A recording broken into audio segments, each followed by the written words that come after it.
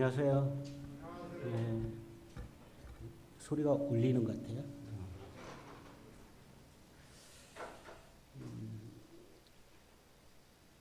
지난주는 폭우가 많아가지고 피해 입은 지역이 많은 것 같습니다. 생명도 앗아가고 여러 상황들이 있지만은 항상 평안한 것 같지는 않은 것 같아요.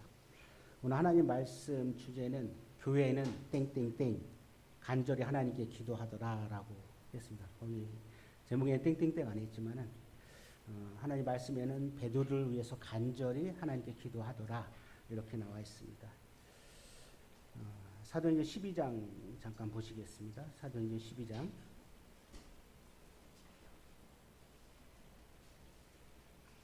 사도행전 12장 다는 안 읽고요. 제가 몇 구절씩 이렇게 읽겠습니다. 시간 관계상 12장 1절입니다. 그때 헤롯 왕이 손을 들어 교회 중에 몇 사람을 해하려 하여 요한의 형제 야고보를 칼로 죽이니 유대인들이 이 일을 기뻐하는 것을 보고 베드로도 잡으려 할세 때는 무교절 기간이라. 잡음에 옥에 가두어 군인 넷씩 내 패에 맡겨 지키고 유월절 후에 백성 앞에 끌어내고자 하더라. 이에 베드로는 옥에 갇혔고 교회는 그를 위하여 간절히 하나님께 기도하더라. 헤롯이 잡아내려고 하는 그 전날 밤에 베드로가 두 군인 틈에서 두 사슬에 매여 누워 자는데 파수꾼들이 문 밖에 옥을 지키더니 호련히 주의 사자가 나타나매 옥중에 광채가 빛나며 또 베드로의 옆구리를 쳐 깨워 이르되 급히 일어나라 하니 쇠사슬이 그 손에서 벗어지더라. 천사가 이르되 띠를 띠고 신을 신으라 하거늘 베드로가 그대로 하니 천사가 또 이르되 겉옷을 입고 따라오라 한대 베드로가 나와서 따라갈새 천사가 하는 것이 생시인 줄 알지 못하고 환상을 보는가 하니라. 이에 첫째와 둘째 파수를 지나 시내로 통한 쇠문을 이르니 문이 저절로 열리는지라. 나와서 한 거리를 지나며 천사가 곧 떠나더라. 12절입니다. 깨닫고 마가라 하는 요한의 어머니 마리아의 집에 가니 여러 사람이 거기서 모여 기도하고 있더라. 베드로가 대문을 두드린데 노데라 하는 여자아이가 영접하러 나왔다가 베드로의 음성인 줄 알고 기뻐하여 문을 미처 열지 못하고 달려 들어가 말하되 베드로가 대문 밖에 섰더라 하니 그들이 말하되 내가 미쳤다 하니 여자아이는 힘써 말하되 참말이라 하니 그들이 말하되 그러면 그의 천사라 하더라. 베드로가 문을 두드리기를 그치지 아니하니 그들이 문을 열어 베드로를 보고 놀라는지라. 베드로가 그들에게 손짓하여 조용하게 하고 주께서 자기를 이끌어 옥에 나오게 하던 일을 말하고 또 야고보와 형제들에게 이 말을 전하라 하고 떠나 다른 곳으로 가니라. 19절입니다. 헤롯이 그를 찾아도 보지 못하며 파수꾼들은 그를 신문하고 죽이라 명하니라. 헤롯이 유대를 떠나 가이사라로 내려가서 머무니라. 21절입니다. 헤롯이 나를 택하여 왕복을 입고 단생에 앉아 백성에게 연설하니 백성들이 크게 부르되 이것이 신의 소리요 사람의 소리가 아니라 하거늘 헤롯이 영광을 하나님께 돌리지 아니하므로 주의 사자가 고치니 벌레에게 먹혀 죽으니라. 24절입니다. 하나님의 말씀은 흥왕하여 더하더라.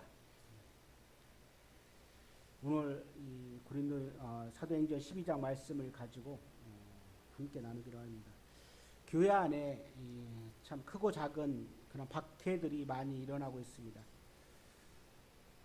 그 앞에서 이제 예루살렘 교회에서 안디옥으로 이전하는 모습들을 보게 되죠. 그러면서 안디옥 교회가 하나님 복음을 전하기 위한 어떤 전초 기지라고 이야기했죠. 그걸 통해서 이제 하나님 말씀이 이제 널리 세계적으로 이제 퍼져 나가는 그런 모습들을 보게 됩니다. 그런데 느없이 이제 지금 어디로 지금 그때의 헤롯 왕이 지금 어디로 가고 있냐 유대 지역 예루살렘 쪽으로 다시 이 상황이 전개되고 있는 걸 보게 됩니다. 오늘 이 시점에서 예루살렘 지역과 지금 헤롯 왕이 다시 움직여서 가이사라 쪽으로 가는 것을 장소의 변환을 우리가 함께 볼 수 있습니다. 야고보는 죽임을 당하고 베드로가 감옥에 갇히고 또 스데반이 순교를 당하고 사울이 개종되고 그렇지만 야고보의 죽음과 베드로의 감금 사건 이런 걸 통해서 어떻게 보면 하나님께서 우리 잠잠히 계신가 하는데 하나님께서는 역사하고 계시고 또 하나님께서는 그 일을 성취하고 계시며 교회는 더욱더 부흥되고 있다는 것들을 보게 됩니다. 이 부흥의 밑바탕이 어디에 있을까요? 성도들이 함께 기도하고 있다는 것입니다. 그 간절한 기도에 하나님의 놀라운 축복의 통로가 열려 있다는 것입니다. 성도님들은 어떤 위험과 어떤 시련과 어려움이 있을 때 하나님 앞에 엎드려서 기도하고 있나요? 그 기도는 하나님과의 영적 호흡입니다. 아니면은 내가 정말 진심으로 하나님을 믿고 하나님이 하실 것을 생각하고 기도하고 있나요? 아니면 의심 반 아니면 또 이루어질 것 반 이렇게 기도하나요? 아니면 내가 먼저 무엇을 해놓고 나서 하나님 이렇게 해주세요라고 기도하고 있나요? 우리의 기도에게는 응답이 4가지가 있습니다. 첫 번째는 예스라는 대답이 있습니다. 오늘 같은 경우는 기도했는데 곧바로 이러니까 정신없어요. 아니 벌써? 나왔다고? 아니 거짓말. 천사겠지? 그렇죠? 기도했는데 너무나도 갑작스럽게 이와 같은 일들이 일어나니까 당황하는 거죠. 또 하나는 웨이트라고 합니다. 기다려라. 지금 당장 하지만 잠시 기다려라. 또 때로는 노라고 대답합니다. 자기 정욕대로 욕심대로 구할 때 하나님께 노라고 말씀하시죠. 또 하나는 체인지입니다. 내가 바란 것이 이건데 하나님께서는 더 좋은 걸 주기 위해서 이렇게 체인지 시키기도 합니다. 혹시 성도님이 기도했을 때 이러한 것들을 경험하지 않았나요? 노라고 하든지 웨이트라고 하든지 아니 지금도 웨이트라고 할 수도 있습니다. 그렇지만 끊임없이 주님 앞에 아뢰는 이 기도가 필요함을 보게 됩니다. 지금 상황에 어떻게 보면 사면초가 어떻게 할 수 없는 이 베드로의 상황을 우리는 볼 수가 있습니다. 이 방향 저 방향으로 나갈 수 없고 사면에 둘러싸여 갖고 우리 한 나라 사면초가 한 나라가 항우를 통해서 이렇게 초나라에게 그 음성이 소리가 노래 소리가 들려오므로 어디로 피할 수 없는 이 명장이 피할 수 없는 그런 상황 이 사면초가입니다. 아무 도움도 받을 수 없는 상황. 오늘 이런 상황 가운데서 헤롯이라는 인물을 좀 보고 그 다음에 야고보에 대해서 좀 알아보고 그리고 성도들이 어떻게 기도했는지 또 아직 구원받지 않은 영혼들이 있다면 어떠한 이 말씀 안에서 비춰봐서 감옥 안에 갇혀있는 그런 상황 가운데 자유함을 얻었으면 좋겠다. 이 헤롯이 또 이제 죽음을 당하고 하나님 말씀이 더욱 왕성해지는 것을 이렇게 말씀을 통해서 보기를 원합니다. 아까 말씀드린 대로 이제 이 안디옥에서 유대 지역 그쪽으로 이렇게 옮겨가는 것을 지금 상황에서 보게 됩니다. 이 헤롯 왕이 많이 나오죠. 성경에서. 헤롯에 대해서 많이 이름이 나옵니다. 다 같은 인물이 아니고 이 헤롯 대왕이라고 있습니다. 이 헤롯 대왕은 누구냐면은 예수님이 태어났을 때 2살 이하로 다 죽이라고 명했을 때의 헤롯 대왕이에요. 그때 헤롯 대왕. 그리고 헤롯 안티바스가 나옵니다. 이 헤롯 안티바스는 누구냐면은 이제 갈릴리 분봉왕으로서 침례 요한을 죽이게끔 하는 것입니다. 침례 요한. 오늘 보게 되는 이 헤롯이라는 사람 아그리빠 1세입니다. 이 아그리빠 1사 이 사람은 누구냐면은 헤롯 대왕의 손자가 됩니다. 이 사람은 로마 황실과 밀접한 관계를 갖고 있었고 때로는 이 티베리우스 황제 때 투옥되기로 했었어요. 그렇지만 AD 41년 갈리굴라의 암살 당한 후 글라디오의 황제가 즉위할 때 좀 공헌을 해서 친유대 쪽인 정책을 펴고 있죠. 그렇게 하면서 그 친유대 쪽인 정책을 피면서 그는 어떻게 하냐면 기독교를 탄압하고 있는 거예요. 그러니까 지금 상황은 어떠냐면 기독교를 믿는 자들을 탄압하고 있는 상태를 볼 수가 있는 거죠. 그렇게 해서 이 유대인들에게 환심을 사기 위해서 오히려 더 어떻게 보면 네로 같은 그런 모습들을 볼 수가 있습니다. 이 41년에 팔레스타인의 이 통치권을 차지했던 아그리파 1세가 이제 왕, 그 앞에는 분봉왕이라 했지만은 이 헤롯 대왕은 왕이잖아요. 근데 이가 45년 만에 헤롯 대왕 이후로 왕이라는 이름을 칭의를 받습니다. 그래 헤롯 아그리파 2세는 이제 사도행 15장에서 26장 바울과 만나는 이 왕을 이야기합니다. 이 야고보를 그냥 처단했겠어요? 아니에요. 이 아그리파 1세는 이 전통과 문화, 그냥 로마 쪽의 이 전통과 문화를 보호하는 정책으로 인해서 그것을 보호한다는 일맥으로 어떻게 보면은 교회를 박해했다고 합니다. 그냥 한 게 아니에요. 그래서 그가 이 성경에 보면 손을 들었다고 하는데 손을 뻗쳤다는 거죠. 박해의 손을 뻗쳐가지고 어떻게 하면은 이 직접적으로 그가 이런 사건에 개입했다는 것입니다. 그래서 이 교회의 전체적인 이 성도들을 죽이는 게 아니라 그 중에 리더들을 잡아서 옥에 가두고 또 죽이려고 하는 그런 상태를 보게 됩니다. 근데 여기서 야고보가 나옵니다. 야고보도 세 명의 이름이 나오죠.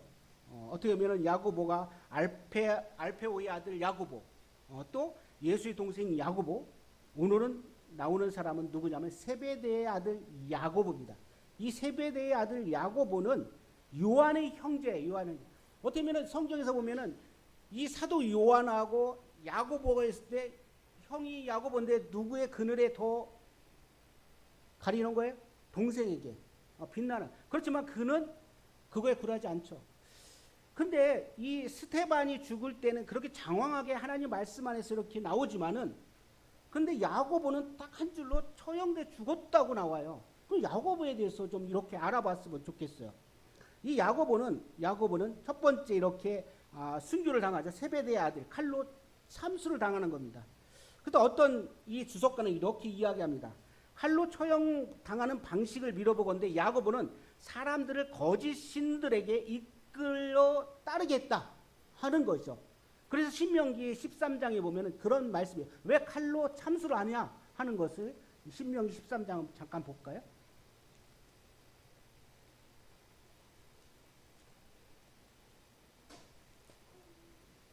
신명기 13장 13절.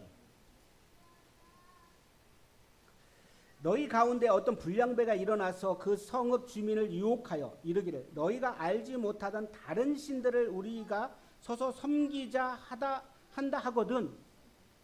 14절. 너희는 자세히 묻고 살펴보아서 이런 가증한 일이 너희 가운데 있다는 것을 확실한 사실로 드러나면 너는 마땅히 그 성읍 주민을 칼날로 죽이고 그 성읍과 그 가운데 거주하는 모든 것과 그 가축을 칼날로 진멸해. 이와 같이 이런 구약에 있는 말씀처럼 이들은 그렇게 칼로 죽이는 그런 모습들을 이렇게 볼 수가 있습니다. 이 세베대의 아들 요한의 형제 이 야고보는 마태복음 4장 21절에 그는 예수님께서 불렀을 때 그는 어떻게 행동했냐면은 배와 부춘을 버려두고 예수님을 쫓았어요. 대단한 믿음이죠. 나 부모님한테 가서 인사하고 올게요. 작별 인사하고 올게 아니야. 그냥 주님을 따라가는 배와 자기 생계의 모든 것들을 버려주고 따라가는 이런 야고보였습니다. 마태복음 1장 20절에 곧 부르니 그 아버지 세베대를 품꾼들과 함께 배에 버려두고 예수를 따라가니라. 이렇게 합니다. 그리고 마태복음 17장 1절에는 베드로, 요한, 야고보 이 세 명의 수제자를 데리고 이제 기도하는 변화산에 기도하고 있는 예수님하고 그렇게 나옵니다. 누가복음 9장 54절을 보면은 제자 야고보와 요한이 이를 보고 이르되 주여 우리가 불을 명하여 하늘로부터 내려 저들을 멸하러 하기를 원하시나이까. 이 성격이 어떤지 알겠죠? 불을 내려갖고 멸하게 하겠습니다. 그래서 이 마가복음 3장 17절에는 세베대의 아들 야고보와 야고보 형제 요한이 이 둘에게 예수님 보아내게 곧 우레의 아들이라고 합니다. 이게 베드로같이 성격이 좀 급한 것 같아요. 그러니까 이 사도들이 모여있고 처형하고자 하는 이 헤롯에게 방귀를 들고 먼저 나간 사람이 누굴까요? 야고보 아닌가 생각해요. 열성적인. 그러니까 어떻게 하면 그를 죽이는, 처형하는 모습들을 보게 됩니다. 이와 같이 그는 이 세베대의 야고보는 보안에게 우레의 아들이라는 이름을 더해죠. 그래서 알페의 아들 야고보와 예수의 동생 야고보를 여기서 잘 구분해야 되겠습니다. 그런데 이 야고보를 처형한 헤롯의 행동을 이렇게 보게 됩니다. 그는 야고보를 죽이니까 백성들이 너무나 좋아하는 거예요. 그래서 너무 기쁘죠. 그래서 그 유대인들을 만족시키기 위해서 그는 어떻게 해요? 이제 베드로까지 잡아 옥에 가둡니다. 어떻게 보면 아까 말씀드린 네로 같은 성격이에요. 광분해버렸어요. 그냥. 이따 뒤에 보면 더 광분해. 이 모습은 자기가 신인 줄 알고. 근데 이때 베드로를 체포할 때가 무교절이라고 이야기합니다. 베드로는 3번이나 지금 옥에 갇히기도 했었어요. 근데 이 베드로를 갖다가 성경에 말씀 보면은 얼마나 이 옥을 단단하게 감시하고 또 이렇게 통제해서 못 나가게끔 하는 모습들을 우리가 보게 되죠. 사도행 12장 4절에 보면 잡음에 옥에 가두어 군인 넷씩 네 패를 맡겨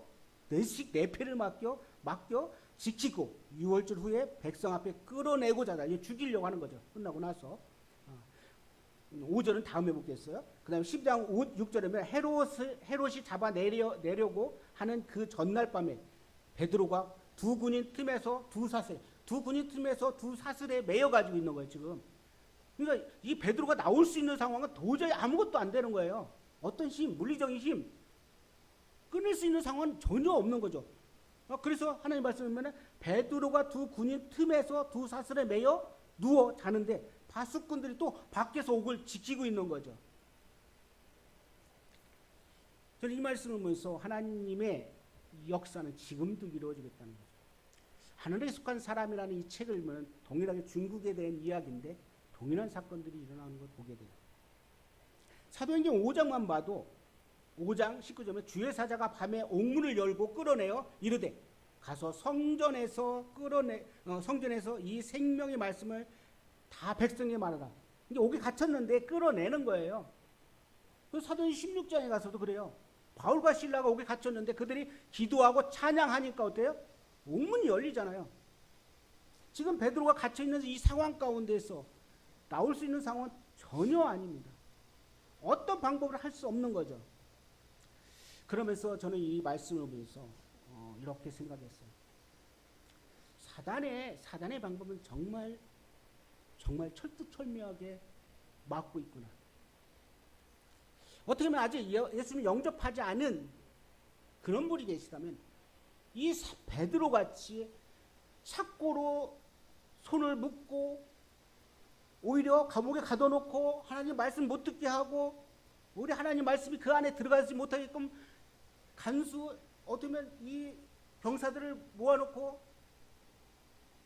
그러고 있는 모습들을 보게 됩니다. 얼마나 사탄이 틈타면은 이 한 영혼이 구원받는 게 그렇게 힘든 걸 보게 됩니다. 사단이 사자들에 의해 감시받으며 처형을 기다리고 있는 이 상태, 이제 베드로는 감옥에 갇혀갖고 다음 날이면 죽게 되는 거죠.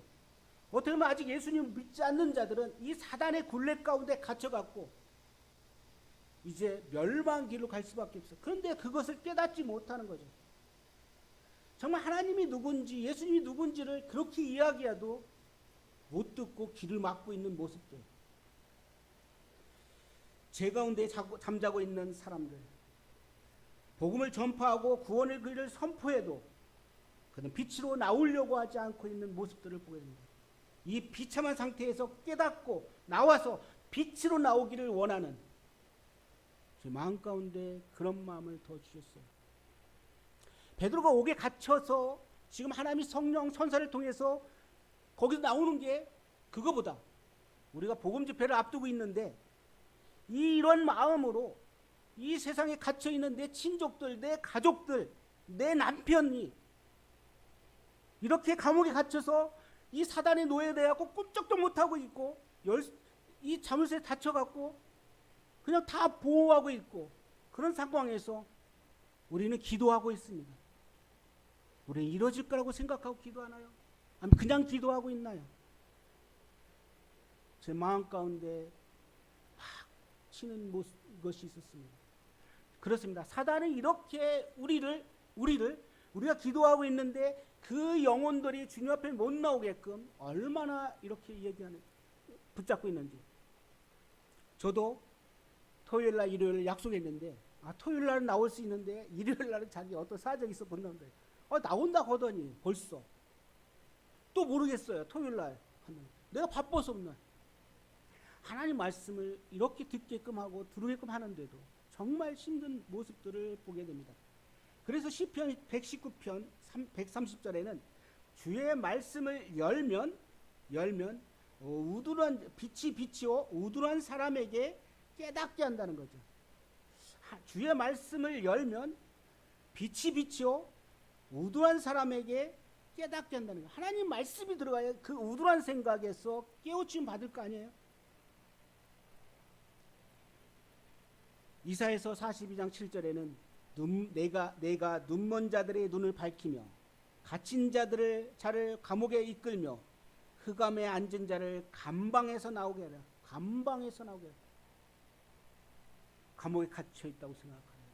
믿지 않는 자들 그 굴레 안에 있다고 생각합니다. 어떻게 자기 스스로는 어떻게 할 수가 없어요. 감옥에 갇힌 지금 베드로 상태에서 베드로 나올 수 있는 상황이 되겠어요? 도저히 안 되는 거예요. 지금 예수의 교회 성도들이 기도하고 있어요.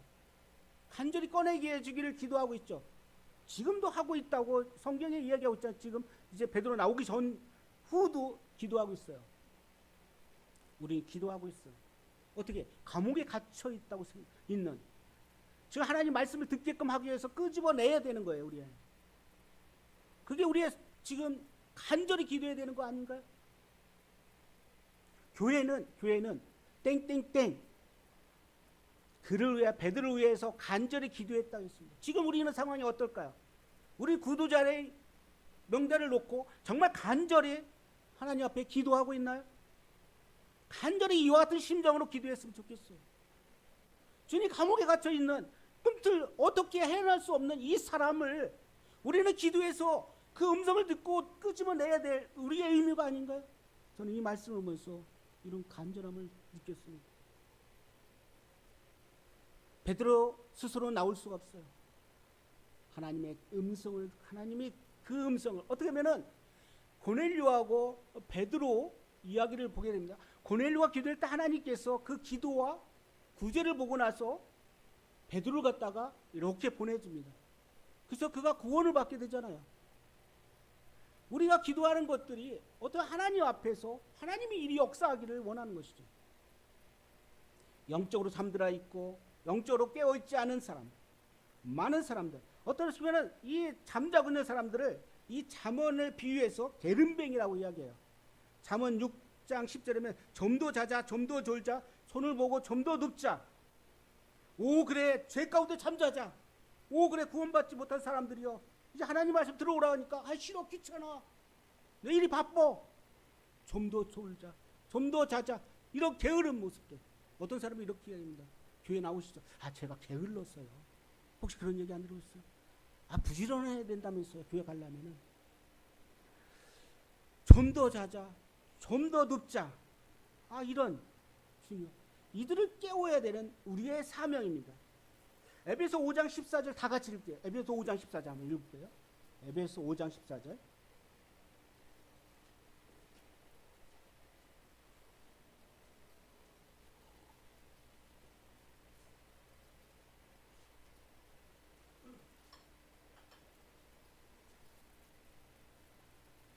그러므로 이르기를 잠자는 자여 깨어서 그러므로 이르기를 잠자는 자여 깨어서 죽은 자들 가운데서 일어나라.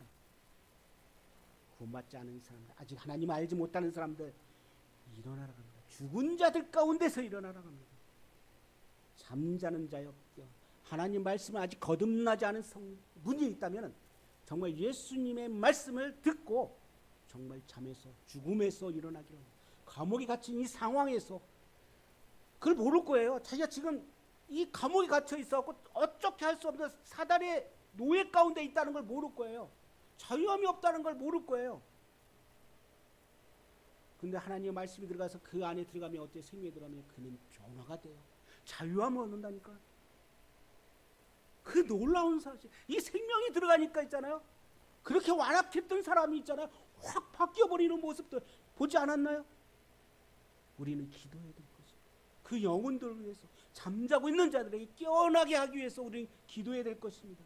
간절히 주님 앞에 엎드려야 될 것입니다. 천사가 베드로에게 와서 급히 치면서 일어나라고 하잖아요. 그렇죠? 거칠게 깨우는 이 베드로는 그 음성에 순종해서 따라갑니다. 하나님 말씀을 듣고 나서 그냥 내 생각에 사로잡혀서 내 개인적인 내가 살아있어서 하나님 말씀을 무시하지 말고 이 하나님 말씀을 듣고 하나님 말씀에 순종해서 하나님 앞에 굴복하기로 합니다. 하나님은 지금도 여러분들을 기다리고 계십니다. 하나님은 지금도 여러분들을 사랑하고 계십니다. 그래서 여러분들이 아직 구원받지 않은 영혼들이 주님 앞에 나와서 이와 같은 자유함, 하나님의 놀라운 생명을 받기를 원합니다. 하나님의 말씀은 살아있다고 했습니다. 하나님은 말씀은 썩지 않다고 합니다. 하나님 말씀이 살아있는 말씀이 여러분들 마음 가운데 들어가 보세요. 그 예수님을 여러분 마음 가운데 받아들이기를 원합니다. 마음문을 열고 어떻게 하면 이 베드로는 감옥에 갇혀갖고 어떻게 할 수 없는 상황 가운데 하나님의 놀라운 천사를 보내서 그가 나오면서도 그게 환상인가 볼 정도로 오래 기도하는 가운데 갔을 때도 이 베드로가 벌써 나왔어? 아니야, 그 천사겠지, 수호 천사겠지 이야기할 정도까지. 하나님은 우리가 모르는 사이에 하나님이 역사하고 계십니다. 하나님이 일을 하고 계시다니까. 그런 하나님이 여러분들 믿고 계시다는가? 성령님이 역사하는 걸 믿고 계시다는가? 우리 가운데 그러한 믿음의 확신이 있기를 원합니다. 어떤 분은 그렇습니다. 내가 기도했으니까, 한 번 기도했으니까 하나님은 다 알아서 해주겠지. 그러시면 아닙니다. 하나님 앞에 엎드리세요. 하나님 앞에 기도하세요. 하나님이 우리가 기도하고 하나님께 아뢰기를 원하십니다. 하나님 우리가 기도할 때 응답해 주십니다. 그래서 야고보서 4장 2절에 너희가 얻지 못하면 구하지 아니하니라고 얘기했습니다. 너희가 얻지 못하면 구하지 아니하기 때문에 그렇습니다. 우리는 구해야 돼요. 한번 기도했으니까 끝나는 게 아니에요. 계속적으로 주님 앞에 엎드려 기도해야 되지 않을까요? 요한복음 16장 24절 지금까지 너희가 내 이름으로 아무것도 구하지 않았어 구하라. 그리하면 받으리 너희 기쁨이 충만하리라고 이야기했습니다. 제가 이 얘기를 안 하려고 하는데 간증입니다. 저를 드러내는 게 아니에요. 간증입니다. 어제 충남도 쪽에 있는 친구가 한번 카톡으로 보냈던 그 친구가 전화가 왔어요. 자기가 너무 힘들었는데 그걸 얘기하면 자기 딸이 24살인데 암에 걸렸다. 그래서 자기가 그냥 교회 다녔는데 하나님께 날 치시더라는 거야. 그러면서 저한테 이 말씀을 주는 거예요. 지금까지 너희가 내 이름으로 아무것도 구하지 않아 구하라. 그래야만 받으니 너희 기쁨이 충만. 이 말씀을 듣고 걔는 기도하고 있어요. 평화가 있는 거예요. 그렇습니다. 우리에게 어떤 어려움이 있습니까? 힘든 것이 있습니까? 하나님 말씀을 붙잡고 기도하시길 바랍니다. 하나님 말씀이 살아있습니다. 내 생각이 아니에요. 하나님 말씀을 붙잡고 기도하기를 원합니다. 빌립보서 4장 6, 7절에 그랬습니다. 아무것도 염려하지 말고 다만 모든 일에 기도와 간구로 너희 구할 것을 감사함으로 하나님께 아뢰라. 그리하면 모든 지각이 뛰어난 하나님의 평강이 너희 마음과 생각을 지키시리라고 말씀하십니다. 그렇습니다. 어둠 가운데 있는 영혼, 아직 예수님을 믿지 않은 영혼들 하나님 앞에 나오시기 바랍니다. 하나님이 여러분들에게 정말 평안함을, 자유함을 주실 것입니다. 이 죄로 말미암아 묶여있는 여러분들의 손발을 이제 하나님의 말씀으로 자유함 가운데 여러분들이 갈 겁니다. 수고하고 무거운 짐들아 다 내게로 내가 너를 쉬게 하겠다고 말씀하셨습니다. 주님 앞에 나오십시오. 혼자 얽매이지 말고. 그래서 교회는 그와 같이 기도를 했습니다. 어떻게 해요? 이 베드로가 나오기를 간절히 기도했던 걸 보게 됩니다. 기도하더라. 현재 분사입니다. 끝나버린 게 완료가 아니에요. 현재 분사예요. 기도하고 있더라. 우리는 지금도 기도해야 돼요. 영혼들을 위해서. 영혼들을 위해 기도해야 돼요. 이 기도함으로써 어떻게 될까요? 우리가 베드로가 체포되므로 그 위기 가운데 위기를 벗어나기 위한 방법입니다. 우리 기도할 때 그 위기를 하나님께서 극복하고 이길 수 있는 힘을 주시는 거 아닐까? 우리가 기도할 때 교회의 단합이 됩니다. 단결이 됩니다. 한 마음으로 같이 기도할 때 우리가 알람을 9시에 맞추기로 했습니다. 저녁. 그래서 함께 기도할 때 그 힘이 있습니다. 그렇지 않을까요? 우리 함께 모일 때 더 힘이 있지 않은가요? 함께 기도할 때 우리는 더 에너지가 있고 더 성령의 역사가 있습니다. 보세요. 그들은 베드로가 감옥에 갇힐 때 마가의 다락방 그곳에 가서 함께 기도했습니다. 한 마음으로 기도했습니다. 우리는 지금 그렇게 기도하고 있나요? 그렇게 기도하기를 원하는, 하나님 그렇게 원하시는 겁니다. 아직 일주일 남았습니다. 하나님 어떤 영혼을 어떻게 보낼지 모르겠어요. 우리가 기도하지 않는다면 하나님은 역사하지 않으시고 사단은 더 좋아하겠죠. 우리는 기도해야 됩니다.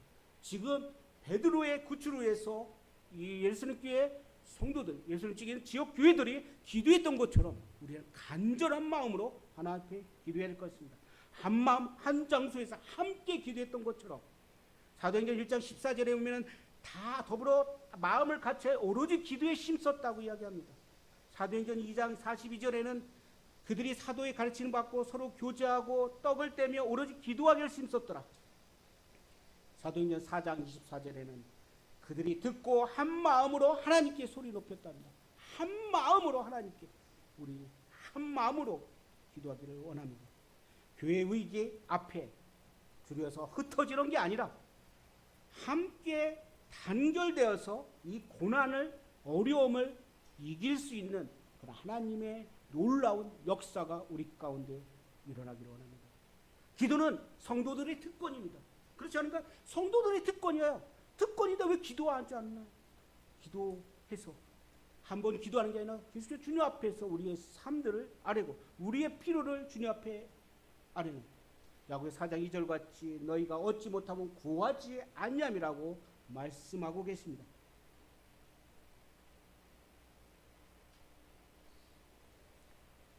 자, 헤롯의 죽음을 보겠습니다. 헤롯은 지금 이제 어디로 옮겨요? 가이사랴 쪽으로 옮깁니다. 가이사랴 쪽으로 옮기면서 시돈과 두로하고 좀 별로 좋지 않은 거예요. 그러니까 그들이 와서 이렇게 협약을 하는 것입니다. 그때 상황에서 이제 그들이 헤롯이 이야기 헤롯 아그리파 1세가 이렇게 연설을 하는데 상황이 어때요? 와, 당신의 목소리는 신의 소리 같습니다. 하나님을 더 높여야 되는데 누가 높임을 받고 있어요? 자신이. 이때 왕복을 입고 간 이는 이렇게 얘기합니다. 은으로 만든 빛나는 옷을 입었으며 이제 요세푸스의 이 기록에 그렇게 나옵니다. 헤롯은 은으로 만든 빛나는 옷을 입었으며 그 옷이 햇빛에 빛나자 그 옷을 주시하는 사람들이 마음속에 두려움과 경외심이 불러일으켰다. 그 자리에 모인 모든 사람들이 그를 신으로 추대하여 소리쳤다라고 합니다.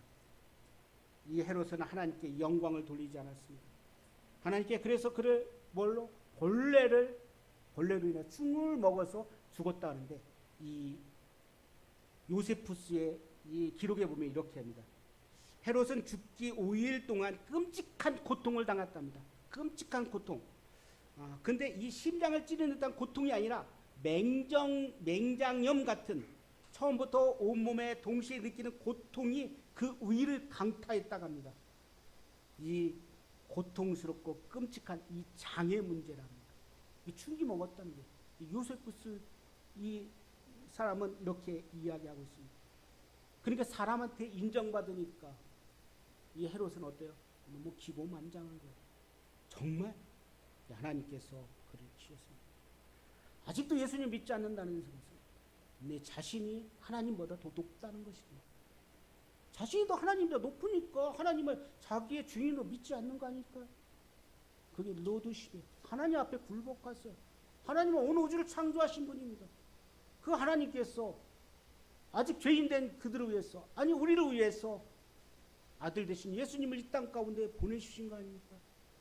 그래서 영접하는 자, 곧 그를 믿는 자들에게는 하나님이 자녀가 되는 권세를 주셨습니다. 이게 놀라운. 그리고 나서 사도행전 12장 24절에는 다 같이 읽겠습니다. 사도행전 12장 24절.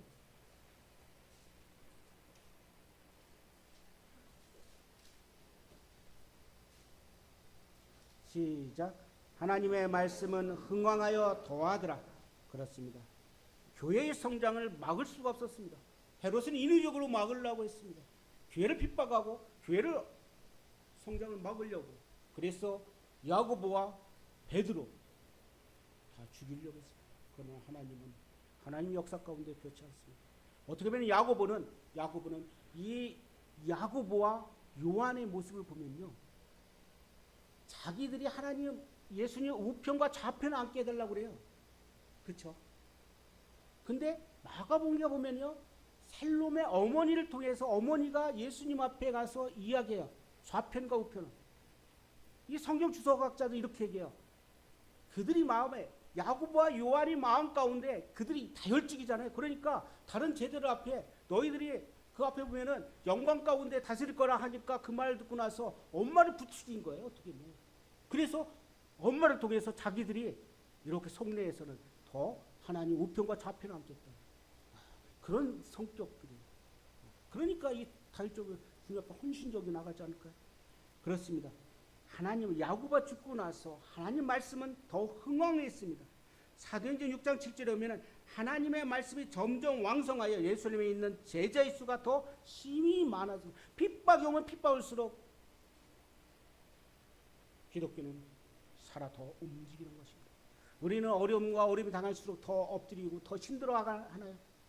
주님 앞에 핍박이 올수록, 순교를 당할수록 더 많은 사람들이 주님 앞에 더해지는 걸 보입니다.